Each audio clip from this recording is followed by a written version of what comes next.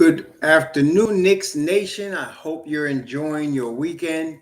I hope that you and your family are safe and healthy, and that the needs of you and your family in terms of food, shelter, clothing, as well as health is being met today. Blessings upon those that work in the healthcare field, along with the first responders, who every day, including today, are trying to save lives. Those also that pick up garbage to keep our streets and sidewalks and cities clean, and those that make deliveries on days like today for our convenience. Double blessings on the men and women out here trying to help rescue, deliver, and recover teenagers and children that are victims of child molestation and pedophilia. People that are also victims of pornography, prostitution, child prostitution, human trafficking, and sex slavery. Double curses on all the perpetrators of these things, double curses on those that profit from these things, and double curses on the perverts that create the demand for these things. Finally, blessings upon the homeless, nearly 600,000 men, women, children, veterans, senior citizens, homeless in the United States of America, and millions around the world in similar or worse conditions. Blessings upon them, for theirs is the kingdom. Yes, brethren. So, welcome to Sean Wilson, Russell Whiskey, Donnell 140, Guilford McCormick, Jim Adino, Superstar, Ron Cohen, Malik Shabazz, Aristotle, Craig Weston, H.P. Carlos, V. Speck, Stephen Kelly, Walter White, Michael Earnhardt, Prezi, Tony Tippins. Welcome to all of you. Again, I hope you're all enjoying your Sunday. And as most of us, I am extremely excited about the upcoming season for the Knicks. It's like it can't get here soon enough. I think a lot of us, as I said, are feeling the same way. What's up, Organic Fanatic, my man? It looks like a lot of us are feeling the same way. And this to me, what we witnessed or this past week with the ceremony of Jalen Brunson being named captain, and then what it wasn't. I mean, it wasn't just the players, which we saw the players give their input on the video. It was all of the captains and leaders of various New York teams, the Mets, the Giants, the Rangers, the Yankees. It was amazing, all of these, and of course the Knicks. It was amazing, all of these guys giving their tributes and their input. It's like everybody knows, and of all of those people, I mean, Patrick Ewing was, definitely, but when Clyde said what he said, and at the end he said, we want to stay healthy. I have not seen Walt Clyde Frazier this excited about a Knicks team coming into a season. I don't think I've ever seen him that excited. Even during the Ewing years, he was cautiously optimistic. I don't think I've ever seen him this animated. And and welcome Joe Curry, welcome Wayne Lewis, Jamal Slater, Raphael's Knicks podcast, Brother Lonnie, Chris Connors. Clyde is like me. We're older. Clyde is older than me, and Clyde is closer to the end than he is to the beginning. And so while we have him still with us, we should really take note of him. And somebody a couple years ago was complaining. Some young boy behind the ears knucklehead complained about Clyde on the podcast, broadcast. Some of y'all. Anyway, as long as we have him, we should treasure him, Walt Frazier. And I have not seen Tabane. What's up? I have not seen him that excited about a Knicks team. What's up, Freddie? Air all. What's up? What am I missing? Russell AC. How you doing? Michael Drake, William Sexton. So that was special. That whole thing was special, and it's a sign. To me, it's a sign. This is the 5th year of Leon Rose and Tom Thibodeau. It's the 5th year.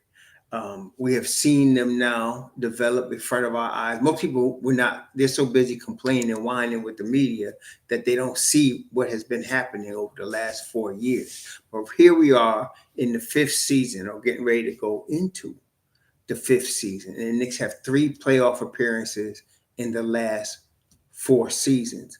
We are now at long-term sustainable winning. We're here. Okay. And at this point, you have a situation. And what also makes it, in my view, continue for long-term sustainable winning is you have Brunson at 27, Mikal Bridges at like 27 or 28, OG at 26, Mitch Robb at 26, Preston Chua at 24, Josh Hart at 30. You have Devo at 28. You have Deuce at 24 or 23 going on 24. Sims going to be 26. Well, Payne is an older guy. He's in his 30s. But you basically have a core of the team that is in their prime. And when you have that, the last time I could remember seeing that, and it didn't work out, was with the Portland Trail Blazers. The Portland Trail Blazers, when they beat the 76ers, I believe it was 1977. Bill Walton was the starter, and they had a bunch of young players, guys in their mid-20s, so that what it looked like at that time is that it looked like they were going to have a dynasty, because the ball that they played was a really beautiful, under Dr. Jack Ramsey, a really beautiful team style of ball. Help Mr. Stevenson, how you doing? And so it was like, you were looking at it and you were like, and I remember commentators saying, these guys are young, man, and this could continue. But then, of course, Walton had a very injury-plagued career, and that derailed the whole thing for them. But the Knicks are led by Brunson. And interesting, there were people already coming, and this is, I guess, it's never going to stop. You're always going to have, because Knicks Nation is so large. It is a large fan base. Knicks Nation is worldwide, right? I mean, look here. You got the brother in Portugal over here. I was talking to a brother last week who was contacting us from the Philippines. Knicks Nation is worldwide, right? It's deep in the United States, and it's deep, obviously, in the tri-state area. So with that, you're going to get a segment of knuckleheads. You're always going to have that. And then you're always going to have the media hatred because of James Dolan. Believe me, the media hates the fact that Dolan has got the Knicks, that he put the pieces in place, starting with Leon Rose. Well, he tried to start it with Phil Jackson, but it didn't work out. But then he finally got it right with Leon Rose. And now he has a sustainable winning organization that cannot be laughed at, that must be taken seriously. Believe me, the media hates that. They hate it. Okay? They don't want to see that at all.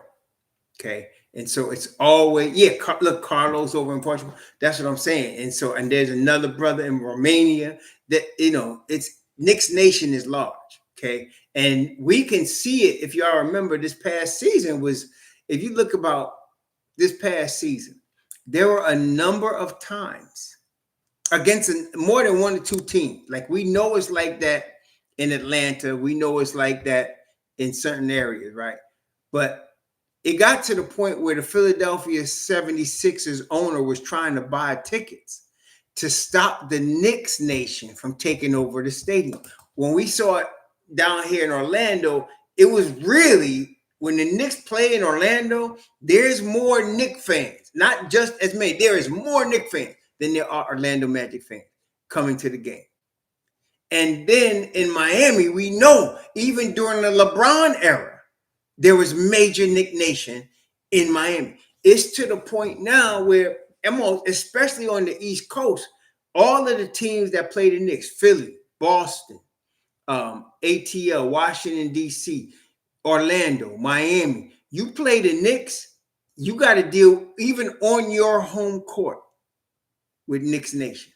Charlotte, you got to deal even on your home court with major Knicks Nation. It's powerful. And in Philly St. Rios, you remember the owner was trying to buy tickets to give to Philly fans to stop Knicks Nation from taking over Philadelphia. It didn't work. It didn't work. It didn't work. It did not work. Okay. So the Knicks Nation is huge. Okay. So you're going to have a segment of Knucklehead. What my concern is with respect to that. See, on my channel, when I see a Knucklehead, y'all know I will get rid of you. I don't give two bird turds about getting 100,000 subscribers. My interest is not in becoming like 1 million subscribers. That's not my interest. My interest is New York Knicks and those also that are with me on New York Knicks. That's my interest. Okay. If y'all notice, I do spit some stuff about pro ball in general, college ball, but I don't start. My channel is about the Knicks. So when people come on my channel acting stupid, boom, they catch. They get done. They get got quick. We don't even waste time because there's enough Knick hate out here in the media and too many people feeding on it. I'm trying to stop the people that really love the Knicks from feeding on it because right now, and y'all know very well. I mean, look, how many didn't y'all see the bandwagon get a little more crowded this past season? The bandwagon was light, when the Knicks won 37 games. And, then some started talking mess when they won 47 games. But this season, all of a sudden, the bandwagon started getting a little heavier, right? And then every year, you got a whole bunch of knuckleheads. Watch, there's going to be somebody telling us the Knicks might be a 500 team this year. There's going to be somebody telling us the Knicks going to be 6th and 7th in the East this year. There's going to be somebody saying that out there. Y'all know that. Okay, just like CBS gave the Knicks a D for drafting Emmanuel quickly, and then like a D or something for signing Jalen Brunson. I mean, come on now, this is going to be the case. So but listen, we got the receipts, right? We got the receipts. We know who's real Knicks Nation and who's just jumping on. It's like a few years ago when I started the channel. At the time we started doing the Knicks on this channel. Not this, we started this channel in 2004, but we started, it was 2004, I think it was. But we started doing Knicks on this channel about 5 years ago. And at that time, Golden State was winning championships, right? And I got a number of Golden State fans. Y'all, it's not going to be no good. It's going to be Golden State. I don't see them no more. And you know why I don't see them no more? It's not because of Golden State's current situation, because they was all bandwagon fans. They was all bandwagon. They would jump on whoever's winning and claim to be fans. Okay. I found, to me, that's just me, I find that to be a cop-out loser mentality. Like, I respect Chicago Cubs fans who waited for decades for them to get a championship and was with Chicago. I see people down here in Florida with Chicago Cubs because they've been with Chicago regardless of their record, right? Regardless of the situation. They're always pulling for Chicago. That's a real fan. But somebody that just jumps on and say they're a fan because the team is winning and they was with another team the year before, get out of here, man. Just get out. You know what I mean? Just go. Get out, man. We don't need that. Because you know what?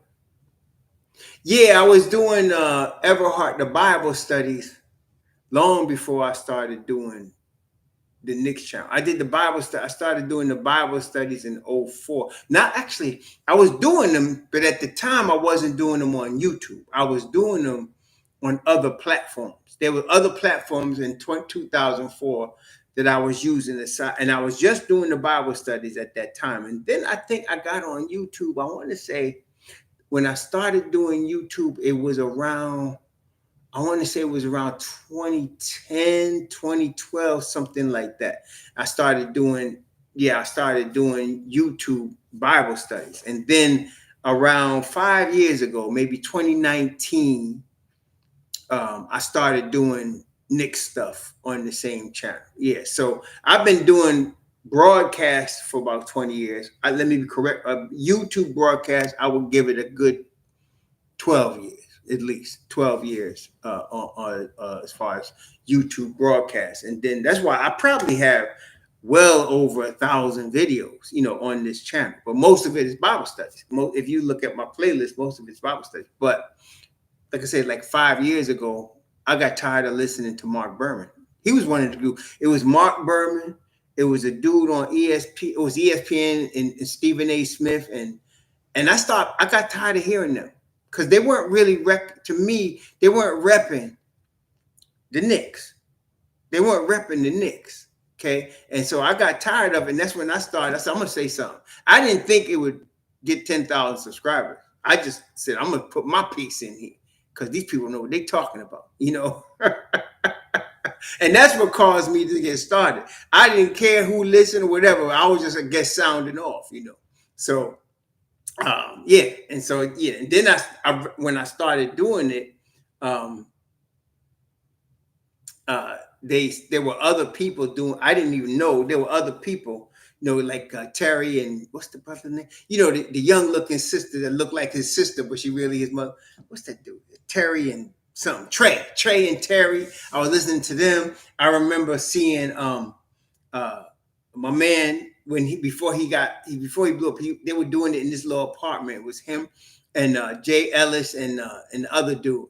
And they both was small at that time. And I remember, I was like, oh, shoot, these brothers out here doing Knicks stuff too, right? So, yeah, it was something else. But so anyway, there's been people I have been seeing, you know, that have been Knicks fans on these podcasts and including mine for a long time, way before I even came, you know. So I was like, oh, okay, there are people, you know, but then all kind of bandwagon. And the bandwagon people, like the dudes that were Golden State Warriors fans, were the biggest anti-Knicks. Oh, laughing, y'all crazy, right? Y'all such a joke, because they were just jumped on the bandwagon for Golden State, right? And then there was Miami Heat bandwagon when LeBron was down there. You know, you always got bandwagon fans, but the real fans of a team are there when they suck.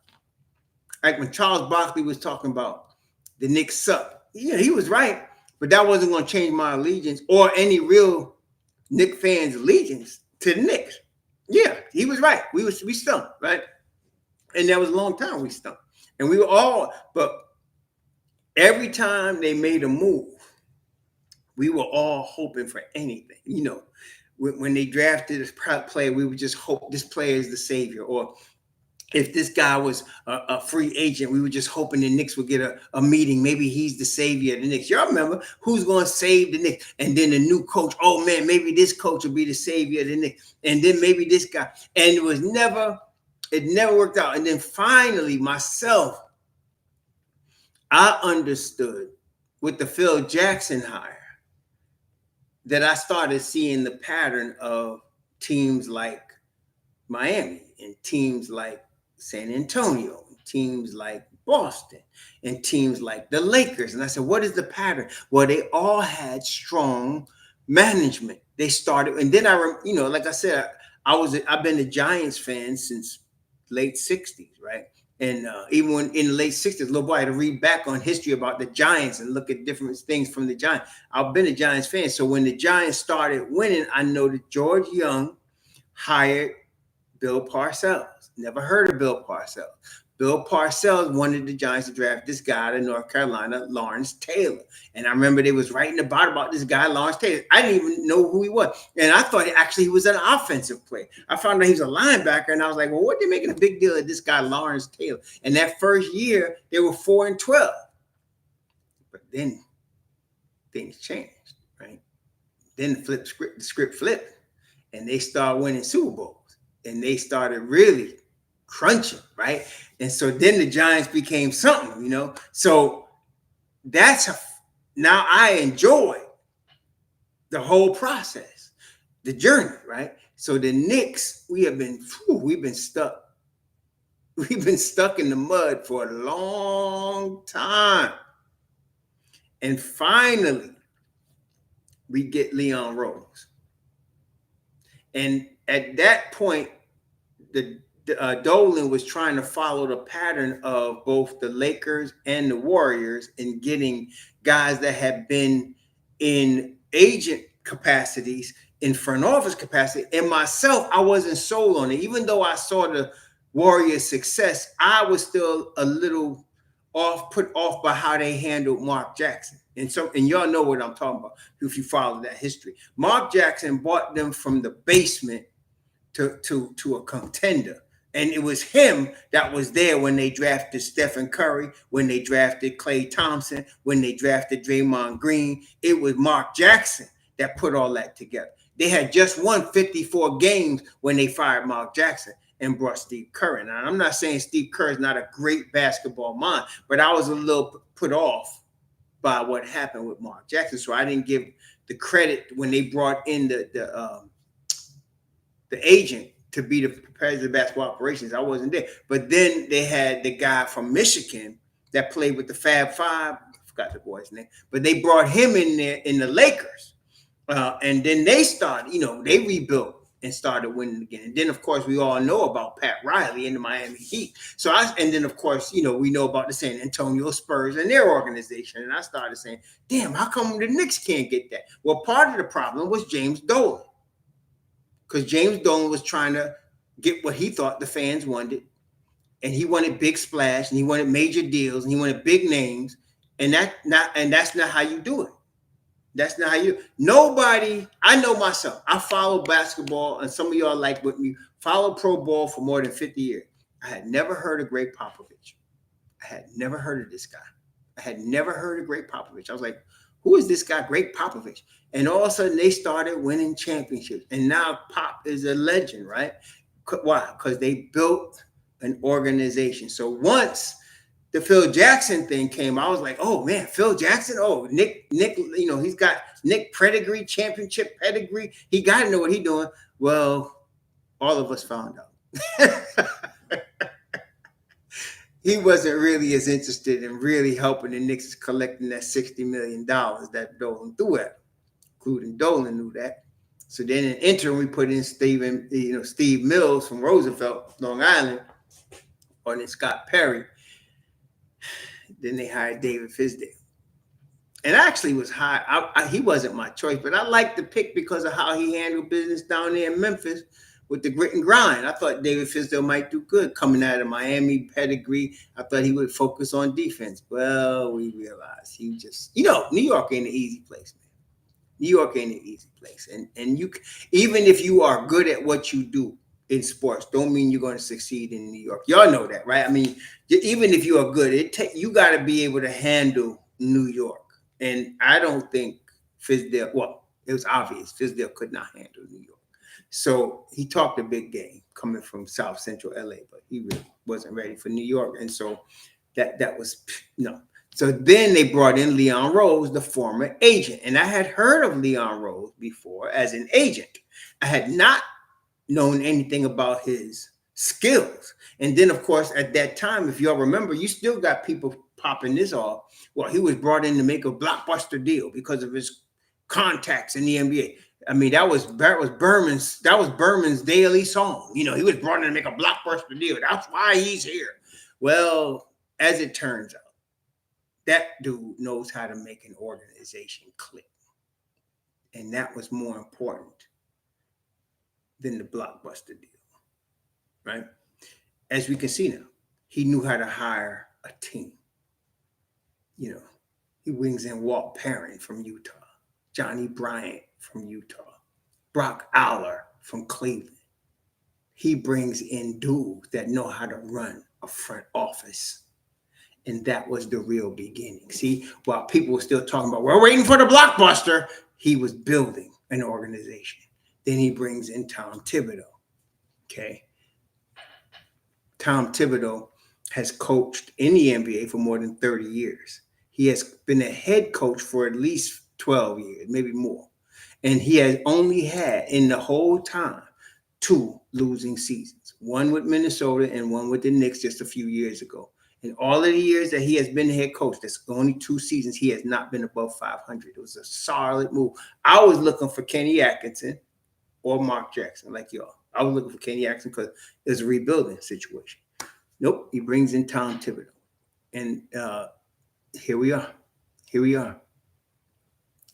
So he made this organization to the point where last week they got their point guard. They're anointing Jalen Brunson as they should. Brunson is the guy that we needed to be the leader. And I'm glad they made him the captain. He is the guy you want in the trenches as the leader. I had some people whining about Jew being the captain. No. Jew is really, more mature than I gave him credit for, but I think he wears his emotion on his sleeves and makes some bad decisions on the court sometimes. I don't think anybody can deny that. He's a 2010 fiend, there's no doubt. All NBA, all star, but that doesn't make you the leader of men. Brunson inspires guys to do the right thing on the court. Brunson takes charge. Brunson is vocal and he gives you the example on the floor. Brunson is a coach on the floor, and we got him, and now he's in his prime. So he's the guy for the captain. And so now we were talking about this week. I mentioned in one of the videos, one of the metrics that you can see for a successful team in terms of how many guys in the rotation play at least 60 games or at least appear in at least 60 games. And it's a consistent metric. I looked at multiple teams, Oklahoma City, looked at San Antonio, Miami, looked at Dallas, looked at Boston, and of course I looked at the Knicks, and I saw the consistency. And the more of your rotation guys, your top 8 guys, 9 guys are appearing, and that's starting with appearing. And if you could get 4 or 5 of your guys, like Boston this past season, of their 5 starters, they had 4 appear in at least 60 games as starters. The only one that didn't was Kristaps Porzingis, and he was 57 games, which is a little off, but not that much off, right? Which is now we're not surprised they took it all. The Knicks now have a situation where we know going into the season, everybody, and this is what, with all the speculation and all the NBA 2K BS that people try to put up, it's no mystery what Tom Thibodeau is going to do. You don't even have to guess. All you got to do is look at his history. That's all you got to do. The starters are Brunson, Jew, McCall, OG, and Mitch Rob. That's your starters. Your bench is Precious, Hart, Devo, and Deuce. And then you got Sims and Payne on the outside of that 9-man rotation to be used. They're both going to get playing time, but to be used whenever there's injuries, and we know there's going to be. So that's your team. All this talk about rookies getting playing time, it was driving me crazy. I can't believe people have actually seen 4 years of Tom Thibodeau and thinking he's going to play rookies when he's about to try to win a championship. It was killing me. This Kolek, oh my God, we got to play Kolek. Oh my God, anything. We got to trade Deuce. We got to play Kolek. I was like, what the hell is wrong with some of you? This is the league, man. This ain't Summer League. This ain't Marquette. It's the league where he led the nation in assists. Great.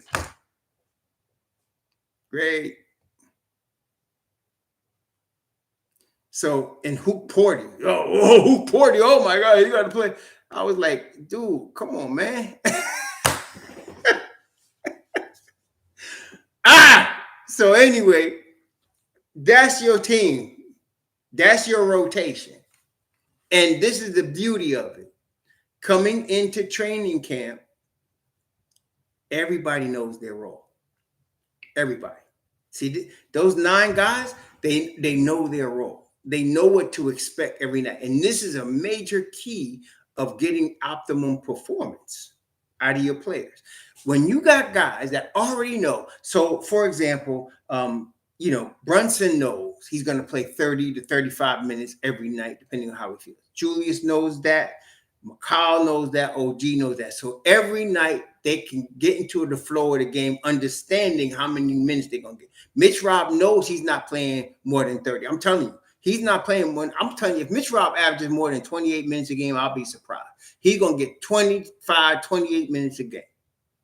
And that's going to be his role. And he's going to know that going into the season. Precious knows he's going to play. Hart, Deuce, Devo, they all know they're going to get minutes in the rotation and understanding. And not only that, if you notice, Tibbs has a set time where he brings in guys. He has a set time and a set rhythm. He knows guys start coming in after 7 minutes of the first quarter off the bench. They start coming in.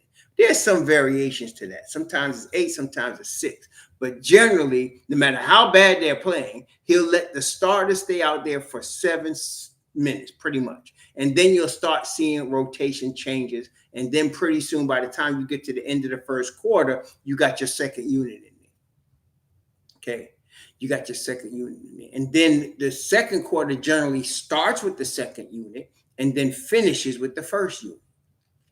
Or sometimes he does the opposite. But then by the time you get to the fourth quarter, Thibs usually he likes to put the starters in there, but he'll usually play the 5 guys he thinks will be able to bring it home for him that night. And it changes from night to night. There are certain guys that you're going to see pretty soon, pretty much all the time. Like Josh Hart is one of his children. So Josh Hart's going to be out there. But you got to see who it is that's clicking and who's going to play. That's what it's going to be. And the thing is that this year's team is so deep. This year's team is so deep. Those 9 guys could take us to the chip. Okay. I know we all were talking about, getting a backup 5, but it wasn't that critical. It really is not. And I've been advocating for Precious, y'all know, the whole time. I like Precious. Okay. So we could take it all in. And I like Sims. And I think I even did a video where I said we good with Sims and Precious. I told y'all I'm still feeling that way. We could take this whole thing, y'all. This is for real. And so we're going into this season healthy. Everybody knows the ball is in Jalen Brunson's hands. Everybody knows this is his team. Everybody knows their role.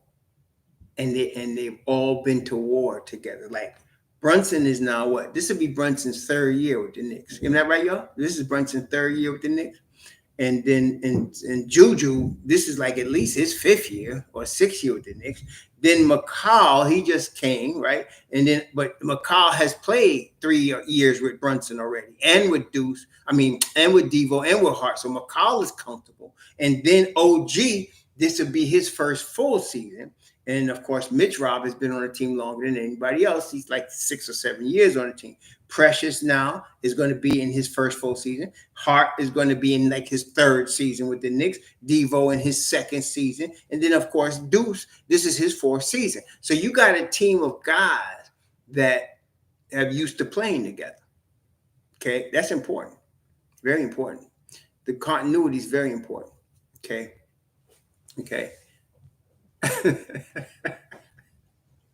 The continuity is very important. You know what it is, Michael Earnhardt, with Joe Curry. I give him a lot more rope than I give most people. Joe Curry is like my brother. So sometimes he get on my last nerve, but I give Joe Curry, it's like with Gumby. Y'all remember Gumby, I give Gumby a lot more rope and I give Joe Curry. Some people, the vibe they send gives me a bad vibe in my spirit, and I'll just get rid of them because I don't like them. I'll just tell you. Somebody said, well, that's not fair. I don't give a damn if it's fair. Y'all know I don't care. But there's some dudes that I just favor. Thibs got his favorites, right? Right? We know that IQ was his grandson. And you know now that Brunson and Josh Hart are his grandchildren, right? You know that. So he's going to favor them. Well, I favor Joe Curry. I favor Gumby. I give them more rope than some people. Then there's other people that get on my last nerves in a couple of seconds. The vibe is so negative, and I'll be like, you could leave now. You could leave now. And I have people say, well, that's not fair. And I keep trying to remind people, this ain't no damn democracy. I don't know what y'all thinking. This channel ain't about democracy, y'all.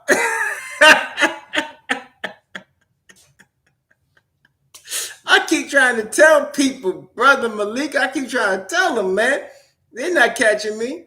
You know what I'm saying? Shoot. You saying go for it. That's what I'm saying, man. So anyway, we know what the rotation is. And you know what?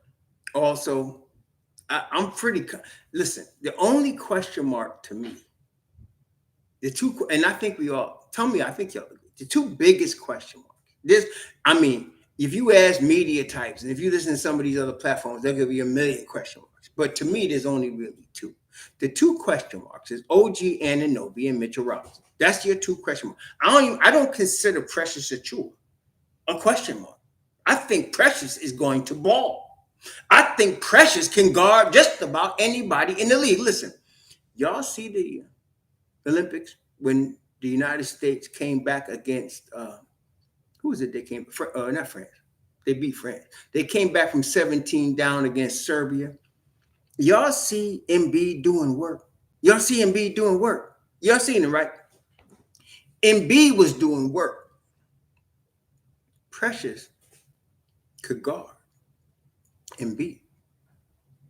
You see, brother, look, it's not that important that Precious can guard Nick Richards. We're going to be sharp. You understand? It's not that important that Precious have to guard a guy like that. Precious got to guard Embiid. Precious got to guard the Joker, right? Precious got to guard dudes like that. Precious got to guard Wendell Carter, which he can. Or, as we know, Precious got to guard Paolo Banchero. And guess what? Can we give witness? He can guard all those cats. You hear what I'm saying? He can guard all those cats. Precious got to guard Bam Adebayo. Can he do it? Yes. Yes. See? That's important. Because when it's time to take this thing, we gotta have that. You know, that we gotta be able to depend on a dude that could guard them now. We ain't got to worry about Mitch Rob. And he's the other question mark. Mitch Rob is the other question mark. It's Mitch Rob and OG. And what are we talking about? We're not talking about performance. Oh, no. We're talking about games, right? Can both of those homies play at least 60 games? That's all I'm saying. Can they appear in at least 60 games? Because if they can, Brett, we got something. Okay? We got some. And you know what, Everhart? I ain't going to diss you. You my boy. He said he got paid, but I was at the game. Now, I will give us this thing. The night that me and my brother was at the game watching the Knicks in Orlando on February 14th, the Knicks really only had 6 guys. They played Jacob Toppin. They played a couple of guys that would never get minutes. But they really only had 6 guys, and they were on the road, and so it was tough. But I was watching Precious Achiuwa blanket Pablo Bencher. I mean, he was blanking in that boy. He was all over him. And Pablo was raising up from 28 and nailing threes. I was like, what is the dude supposed to do? And then when he got too close to him, Pablo would go by like he was a point guard. That kid is rough. And so all I'm saying is I'm not saying that, you know, he can't guard Pablo. He can. But Pablo is rough. That dude is rough. He is 6'10" version, a better version of Julius Randle. Just think of Julius Randle minus the turnovers with a more consistent jump shot and 6'10" instead of 6'8". Brick Doodoo House that's 6'10" and can roll with and can handle the rock, can get assists, can play defense. Pablo is that guy, man. I'm telling you.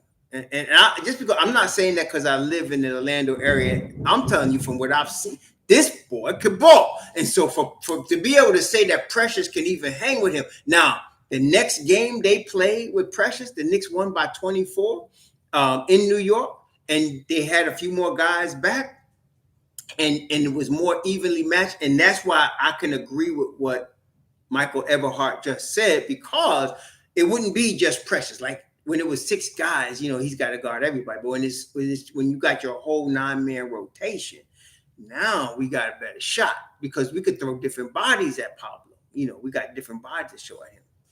Yeah. But Pablo, now there's been some number 1 picks that's been questionable, right? I mean, we've seen that, right? But that guy, man, that guy could ball, man. He really is the real deal. So to get Precious to be able to guard him, and then you got also Mitchell Robinson, Julius Randle, OG Anunoby, and Mikal Bridges. Look, all them homies are going to be coming at people. See, for Orlando, the big guns are Suggs, Pablo and Franz Walker, Franz Wagner, right? Those are the big guns. So between Pablo and Franz Wagner, we got enough between McCall, OG, Juju, Precious, Mitchell Robinson to guard that hole. We could guard them. Okay, we could guard all of them. And they could switch on them. You know what I'm saying? So the only weak link is Brunson. And Brunson is weak, but he makes up for it with IQ and hustle. Cole Anthony is the bench piece. Now, I'm not saying, I'm just talking about the starting five. Cole Anthony is balling too. He's the bench piece. And though this year, am I mistaken? I said they signed Caldwell Pope. I'm not worried about him, but Contavious Caldwell Pope is he's their version of DiVincenzo. He's their version of DiVincenzo. Contavious Caldwell Pope. Yeah. So Jonathan Isaac, flaky as he is, and if you ever heard him interview, he's a flaky cat. But yeah, he come out of Florida State. He could play some defense, man. He could play some defense. I always like I said, I hope Melo's son, Keon, I hope he goes to Florida State. I don't know where he's gonna go. Florida State is on his list, but I hope he goes there because Florida State, Leonard Hamilton teach you how to play some defense, man. Leonard Hamilton teach you because Dwight Howard, you can't drop the soap around him. He's old. He's finished. That's why we didn't sign Dwight Howard because he sucks and he can't play better than Precious. That's why we don't sign Dwight Howard. Can we stop with the has-beens, please? Could we stop mentioning has-beens? He's a has-been. He's washed up. Anyway, as I was saying, guys that come out of Leonard Hamilton's program know how to ball. There was only one dude that came out recently that was hyped and can't ball. He just wasn't an NBA player. I forgot his name. This dude from overseas. He went over there, but you looking at Scotty Barnes, you looking at Pat Will, you looking at Jonathan Isaac. You looking at some boys that could. Devin Vassell. He was my number one guy that year that we picked Obi. You got boys that could play both sides of the ball. They come out of there playing some defense. All them cats I just named: Barnes, Isaac, Vassell. Who am I missing? They're going. Pat Williams. All them cats, defense. So I'm saying if Melo, if you watch any video of Keon, you can see offensively, Keon is bad, dude, man. It's Keon and LeBron's younger boy, not Bronny, the other boy. The younger boy, LeBron's younger son, them two cats can ball. Them two cats gonna be representing their daddies very well. Both of them do. All blessings to Bronny. I hope he does well. But the younger cat, I don't know his name. The younger boy, he can ball. And then Keon got the offensive skills already. And he ain't even begun to grow into his body yet. He's still a gangly kid. But man, let him be in the Leonard Hamilton program for a year. I think he should be there at least a year, maybe two. Yeah. Yeah, I hope Bronny wakes it up. Trice, yeah, Bryce, that's his name. Bryce James. He's going to be that dude. Yeah, Keon is something else. He just needs to get a rounded game. And guys that are at Keon's level, or even his father at the time, they want the challenge of becoming the best that they can be. That's part of what makes them great. They want the challenge of becoming the best that they can be. They want to be pushed. They want the challenge. And so Keon is I think I can see that in him. And so if he goes to Leonard Hamilton's program, man, he's gonna be something else. Yeah, Caden Randall. That little boy is cute, man. He's the new version of Jalen Brunson, right? Because Jalen Brunson, 20 years ago was Caden Randall, right? He was a little boy that was getting hyped on the Knicks. That was Jalen Brunson. And then here come Randall, little boy, right? So let's see what happens, man. Yeah. We'll see what happens. His mama is short, so we gotta see if he get daddy's height, right? Keon, Keon, mama.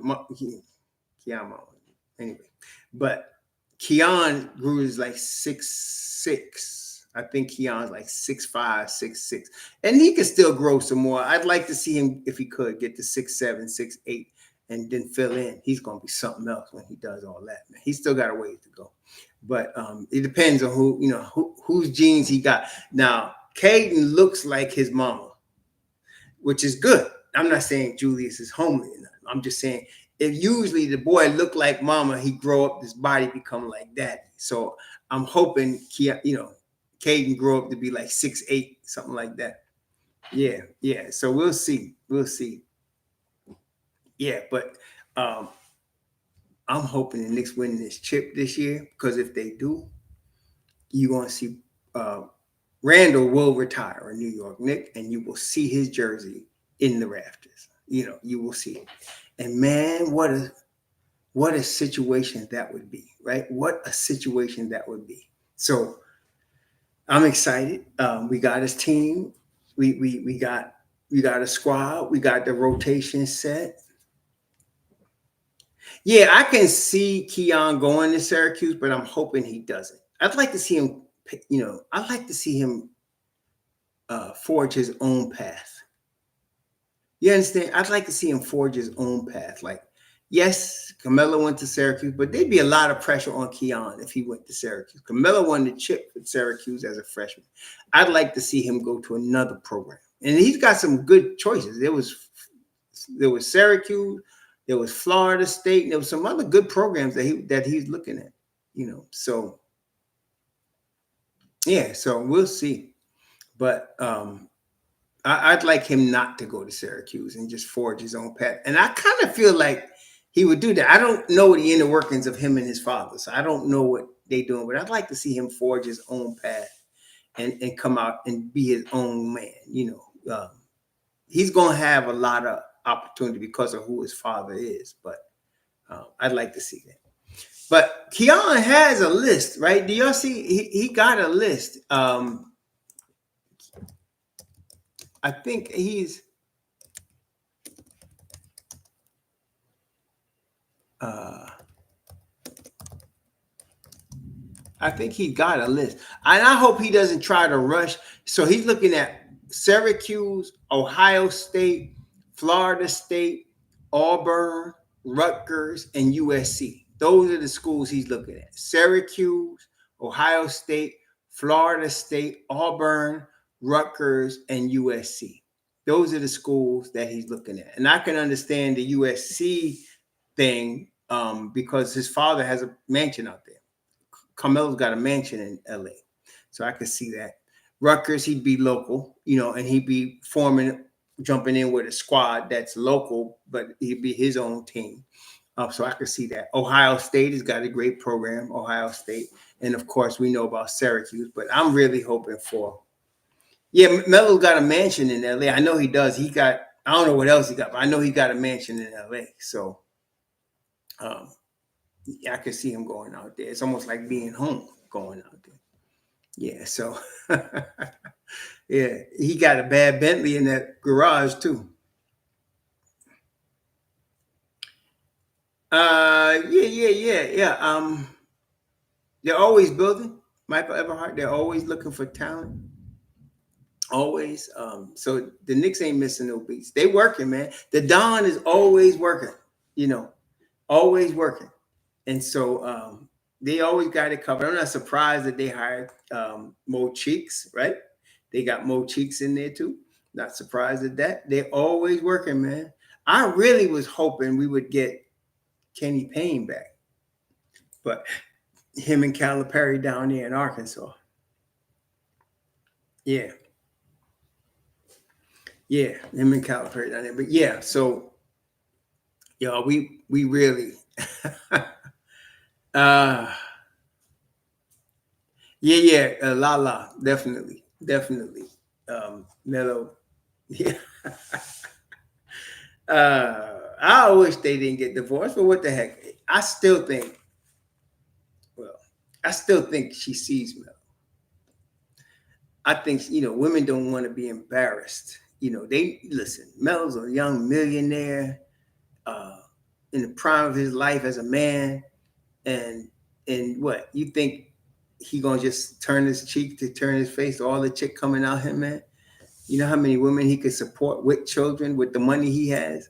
And Lala probably knows that, but she just don't want to be embarrassed in front of the whole world so everybody sees it, right? It's not uncommon. But uh but yeah, I wouldn't be surprised. He's still. It's like when Mike Tyson said him and Robin Givens got divorced. He was still coming back to the house to get some home cooking. You know, y'all remember that? He said he was still coming back after they got divorced. He was still coming back to the house and visiting Robin. You know, but and I think Mello still gets to Lala and visit her. But she just, no woman wants to be embarrassed by some woman from Chicago saying, you know, I'm having your husband's baby, you know. Yeah. So, yeah. uh, yeah. So anyway, um, what is there to say? There's nothing else to do but get our dudes ready. There was somebody talking about, oh yeah, which one you talking about? Everhard, you talking about Jordan Child? You talking about Jordan Child? There's a couple of chicks I personally favor as my favorite flavors. Jordan Childs is on the gymnastics team. She's one of them.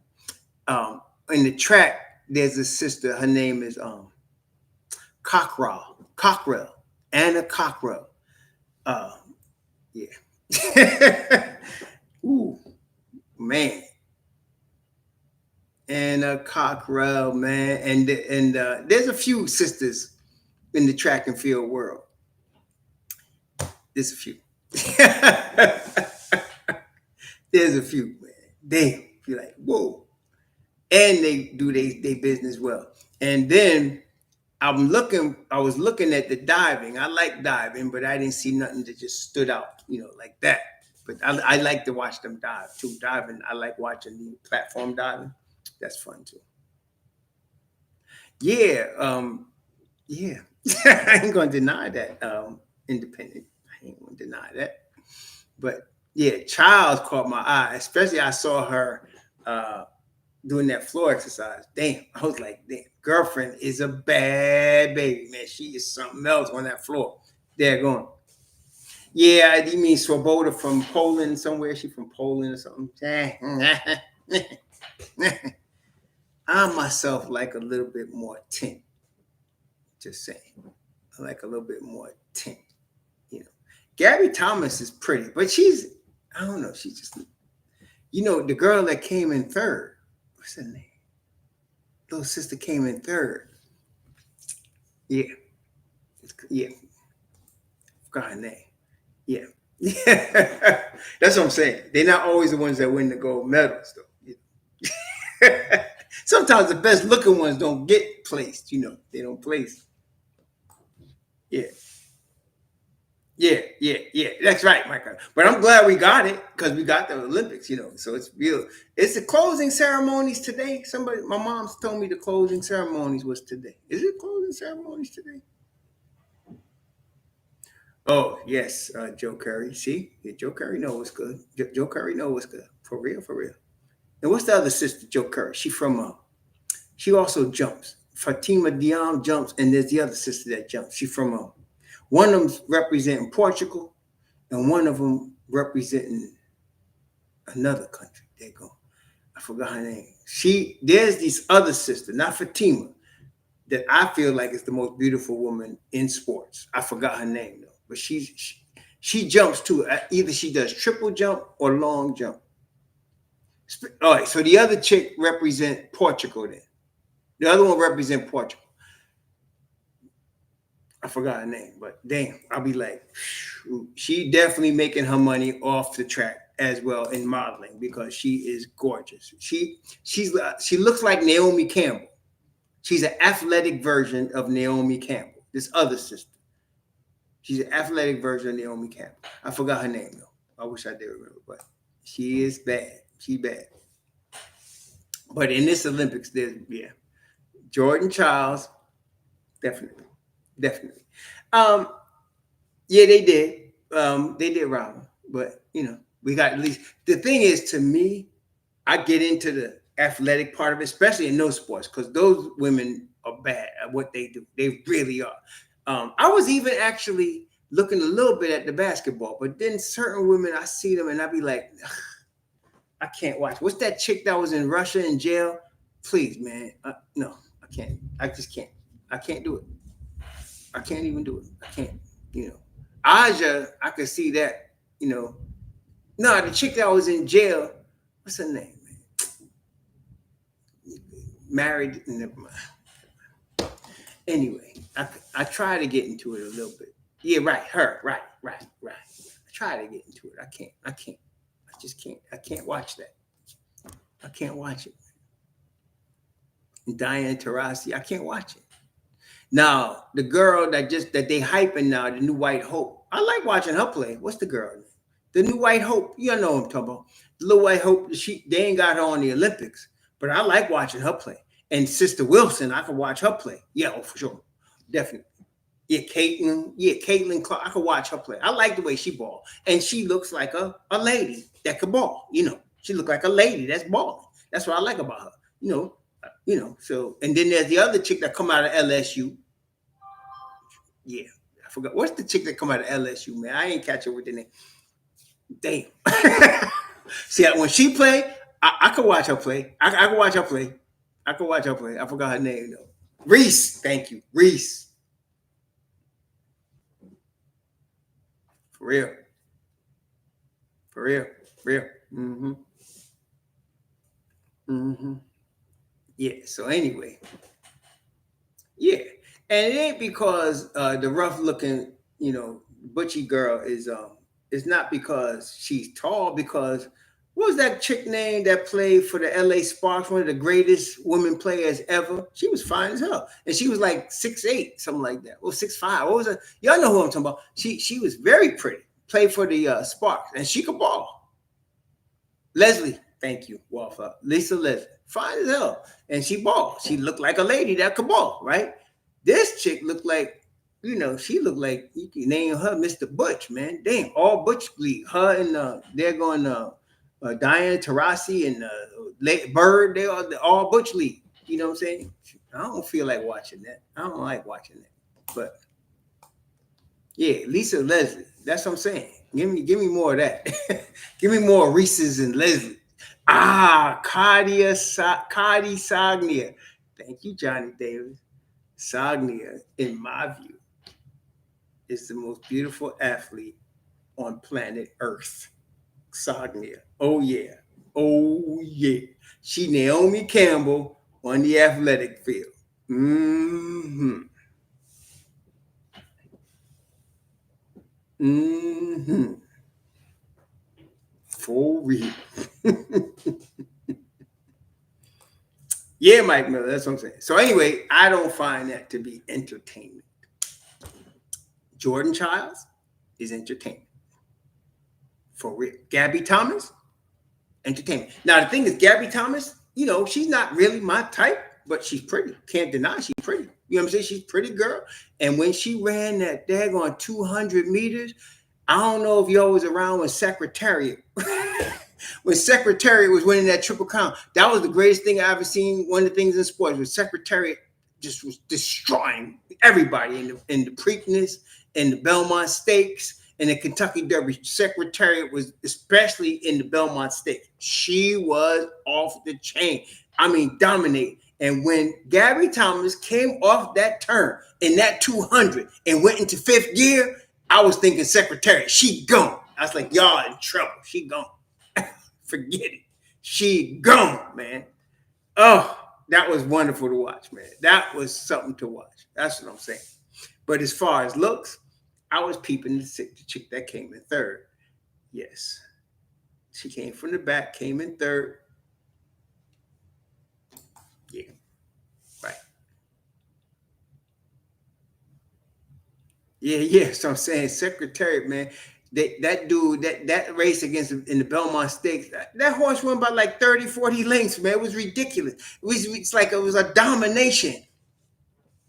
And Gabby's cute. Thank you. Oh, Gabby is cute. But to me, I enjoy more watching her run than her looks. Like there's some people I just want to see them stand there in the uniform. They could run or whatever they want to do. But there's some people that just when they do the sport that they're working in, it's beautiful. It's beautiful to watch. The girl that won the long jump married the Paralympian guy. Beautiful girl. Oh my God. Then had the nerve to win on that last jump, lay out in the sand like that. She shouldn't have did that. She should have did that. But yeah, Gabby Thomas, she runs a lot like what was the sister that was, oh man, what was her name? She was there at the Olympics. She's won, multiple championships too. She was also 200 and 400 meter champion. She used to lose to the Jamaicans, but then try to come back and win them. But they run a lot alike. Gabby Thomas and his sister. But yeah, she runs like a beautiful thing to watch, man. That's what I'm saying. When the woman brings her grace and her womanly charm into the sport, and it's a beautiful thing to watch, man.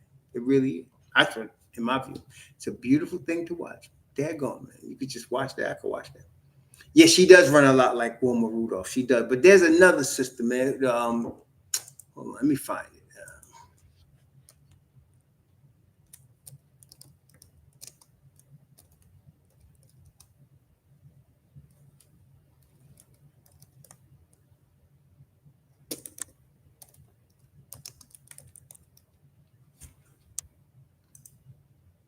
What is that chick's name? What is her name?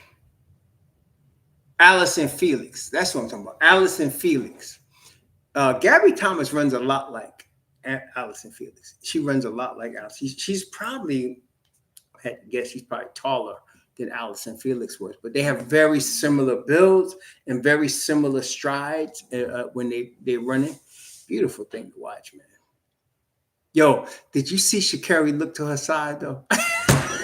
I was like, no, you didn't, girlfriend. She did that as she was crossing the finish line. Dead. And she was at least third place when she got that baton. And brothers, sisters, when she got that baton and turned on them jets, it was over, man. It was over. She was coming. She was coming. Shoot. Yeah. She cool. Yeah. She was something else, man. She smokes weed. Well, that's why she couldn't run the last Olympics, because she was smoking weed. Yeah, she did the both on. She looked to the side like, yeah, where y'all at? I'm right here. She was bad, man. Sha'Carri was doing business. Oh, the sister that won from St. Lucia, though, the 100-meter champion, she came in second to Gabby in the 200. What's her name? Julian, Alfred. Most High bless her. Most High bless her. May she be blessed. For real. I heard St. Lucia government's giving her a house, money, and land when she get back. I heard she getting all of that. That's another one, that beautiful thing to watch, man. For sure. Man, yeah. So, hey, I don't know what was up with the Jamaicans not being able to run, and I don't know what was up with that when they supposed to run in their heats. I don't know what happened, man. They wasn't running out, but they ran in the relay and got crushed. So I don't know what the heck happened with them, man. The Jamaicans, I was disappointed, Oh yeah, the St. Lucia runner. Blessings upon her. Blessings upon the sister. My God. She has skin very similar to my girl Cockrell. Cockrell's skin almost looks like the sun is in it, like it's shining. Like it's shining from within, right? And so did Julian. The skin looked like the sun shining from within it, man. It's beautiful. Go. And she could run. They're going, that chick could run too. Shoot. Yeah. What was the chick's name? The little short pocket rocket, man. I was looking forward to seeing her run. I was looking forward to seeing her run, but she didn't show up. Something happened, and they never explained why. What happened? I thought maybe it was a failed drug test. What was it? They would have announced that though. So I don't know what happened. Why she didn't come out to run. But then again, Noah Lyles did catch COVID, so that could have spread too. He wasn't looking like himself in that 200. I know he got beat, and congratulations on the dude from where's he from? Barbados? Where's the guy from? I forgot where he was from. But congratulations to him. He won a tremendous race. He was looking good. But you could see that if you watch Noah Lyles, you could see he wasn't his best. He just wasn't. He didn't have the force he normally had. And the thing is, what I loved about what he did was he still ran 19.7. Listen, if you could run 200 meters, right, and you could do it anything under 22 seconds, you are flying. You are running really, really, really, really fast. To do it under 20 seconds and Noah Lyles not feeling his best, and you could see he wasn't feeling his best. And that's why I'm not giving him an excuse, but I'm just saying he wasn't his best. Botswana, right? Brother from home, he's from the motherland. Botswana. His name is Togo. It reminds me of Trinidad and Tobago or something like that. But he won. He earned it. Got to give it to him. He earned it. But you don't want to see Noah Lyles if he didn't. And then when he sat down, I started getting worried because he didn't look good. I was thinking hope was not his heart, something like that. And then he laid back, and then they put him in the wheelchair. I was like, oh, no. Hopefully, I don't know what's wrong. But he had COVID, man. He tested positive for COVID. Yeah, usually you could see he was trying to force like he had energy, but he really didn't have it. He really didn't have it, He really didn't. But so I'm glad that he's gonna be Tobago. Thank you, Vaughn. Tobago from Botswana. Thank you. Tobago from Botswana. That's right. So he earned his chip, man. He earned it. And then Kung Fu Kenny got second. Cool. I felt like Kung Fu Kenny was gonna get second regardless, but Noah wasn't himself. Noah Lyles wasn't himself. So it is what it is. I don't know, how old is Noah Lyles? Can he come back for 2028 and run again? I'm wondering if he could. The amazing thing to me is that he still ran 19.7 with COVID. That to me is just as amazing as him winning. He ran 19.7. That's you flying, bro. You flying. You flying. But maybe it was karma because he was talking a lot less.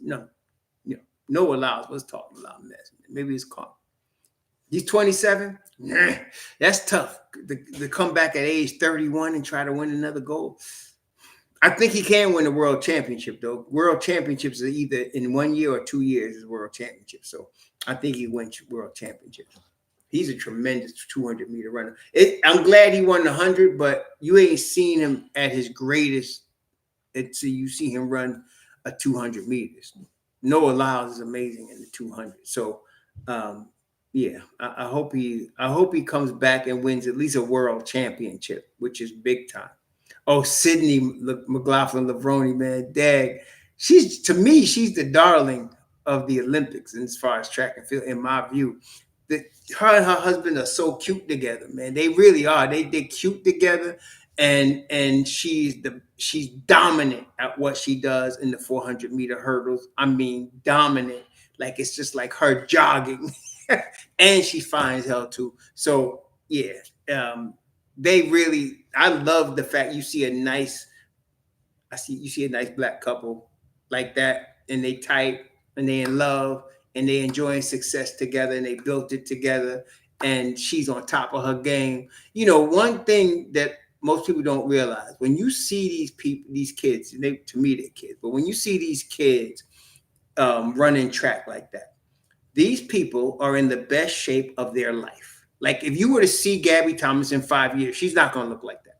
It's very difficult it's impossible to maintain that level of physical condition that they have to be in to do what they do, And so to see them, build it like that. And then for her, I think she just signed a $20 million deal. So now they got some generational wealth. I'm looking forward to seeing them pop out some babies. It's going to be good. So, and I like when they interview her, I like the way she comes across, man. Like I was disappointed in Anna Cockrell a little bit. I was disappointed in her interview, but can't deny that girlfriend's fine as hell. She is. Man, body of life, man. But Lavroni, she interviews very well. She carries herself very well. She carries herself like a champion, and then and her husband and her it's tight, man. I like seeing that. Yeah, man. She makes the 400 meters. She dominates it. There was a guy back in the day that used to dominate the men's like that. I mean, just he won. He didn't lose a race in like 4 or 5 years. Edwin Moses. He didn't lose a race. He won in 76 and kept winning. Just never lost. He ran I don't know how many races in a row, but nobody could beat Edwin Moses at that time. That's how she's dominating the women's side of the hurdles at this time. Edwin Moses was a 400-meter runner from Morehouse. He went to Morehouse. Edwin Moses, yeah, that boy dominated that. Like nobody could mess with him, man. It was impossible. It was just a question of who's coming in second when he lined up to run. And it's like that here. That girl, bold little skinny white girl, she could run, man. That little white girl from, I forgot where she from, Netherlands or something. She could run. But it's unfortunate for her. She ran into the Michael Jordan of, she ran into the Chicago Bulls of 400-meter hurdles. Unfortunate. Because Lavroni ain't nobody beating her. For what? And I don't know how old is Sydney. Is she young enough to come back for another Olympics? I think she is. She like 25, 26, right? She's young, right? Lavroni, she's young. So I wouldn't be surprised if she's back again, man. Shoot. She's that good. Moses won 76. He would have won 80, but the United States boycotted, and he won 84. So Moses was, Finke Bowl, Bowl. She good. She could run. Bowl could run. She got talent, man. She world class. Like she's there. She just happened to run at the same time. This sister's right. And unfortunate. Because this sister is something else, man. This sister's legendary. Forget about it. She's 25. Yeah, she'll be back then. If she wants to be. I wouldn't be surprised if she retired though. She got the $20 million deal. She's gonna get the money after taxes. It's $10 million. You build your little house, help your daddy, mommy out, and all that, and still have like 7-8 million. Maybe she gets a little more than that, and then they retire, start having babies. That's if I was the brother, that would be my plan. She'd be having triplets. We'd be having lots of babies. Shoot, that's all I'm saying. If I was the brother. That's all. Yeah, definitely. So there'd be a lot of little Lavronis running around. I can tell you that right now. Yeah, from Jersey. Like a thing Mo's from Jersey, I think. She got, man, that was a bad situation, man. Oh, she said she wants to come back 2020. Okay, so make some more money. Come on back. Let's do it. And then start having them babies after that. She only 25. Shoot. That's cool. Yeah, good. Let's do it. That's your plan for McNutt. Yes, Monica. There's Monica and Chelsea Sherrod. Yeah. Indeed. The Knicks got it all covered. Got it covered on the sideline, got it covered in the broadcast booth, got it covered on the roster, got it covered in the front office. The Knicks got it all covered. Okay, got it all covered. Oh, right. Yeah. Oh, man. That's another piece of candy out of the chocolate box. That young lady, what's her name? Richardson? Rod Richardson. That was a close race, though. Like, that was a close race. She won that race the same way Noah Lyles won his race. Like, by the lean, she won. At the end, man, that was a close race. The sister from, y'all see the Boricua? She came in third. The Boricua, y'all see the Boricua? Camacho. I know y'all, if you from Dominican Republic or PR, you should have saw the Boricua there. You should have saw the Boricua. Yeah, yeah, yeah. Ah, thank you, Brian. I appreciate that. Johnny Davis, appreciate that. Wildflowers from Romania. See what I'm saying? Knicks Nation is worldwide. Wildflower from Romania. Carlos from Portugal. There you go. See? Look at that, man. Look at that. People coming from all over. This other brother came from the Philippines the other day. I was like, what the heck, man? We're catching worldwide love. It's the Knicks Nation all over the place. Yeah, worldwide. Cover the map, for real. 12 tribes of Israel, every Moses won. 122. There you go. That's right. I knew he was dominant. I know, and it started in like 76 at Montreal. That's where I first saw him. And then he just kept on. And if they didn't boycott 80, he won world championships every year. And then they didn't boycott 80, he'd have got that done too. Then he did 84. I mean, shoot, man. Yeah. He was a bad dude. Evan Moses was a bad dude, man. Yeah. Yeah. Well, that's Lavroni now. That's her. That's her for sure. That's her. Yeah. So and watching somebody like that at the top of their game, that's to me what the beauty of track and field is about, especially, but really all sports, but track and field. When you see somebody at the top of their game, like watching, Usain Bolt at the top of his game, there's no sprinter on earth was ever like him, man. Nobody. And I don't know when the next one's going to be, Noah Lyles is trying to push that door, but it's hard, man. It's hard. Yes, I did see Paulino from the Dominican Republic. Yes, I did. Another nice looking sister from Dominican Republic. Yes. Did you see the sister from Puerto Rico, though? Camacho. She came in third behind Richardson. She came in third behind Richardson. Yeah. So, yeah, man. It's exactly. That's right.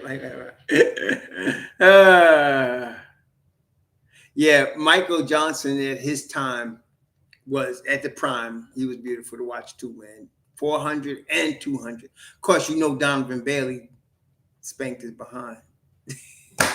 They had $1 million race once, and he pulled up lane talking about he couldn't run. Donovan Bailey said, "Man, get better, and let's run again. I'll still kick you behind." Donovan Bailey was the 100-meter champion from, I want to say, 96.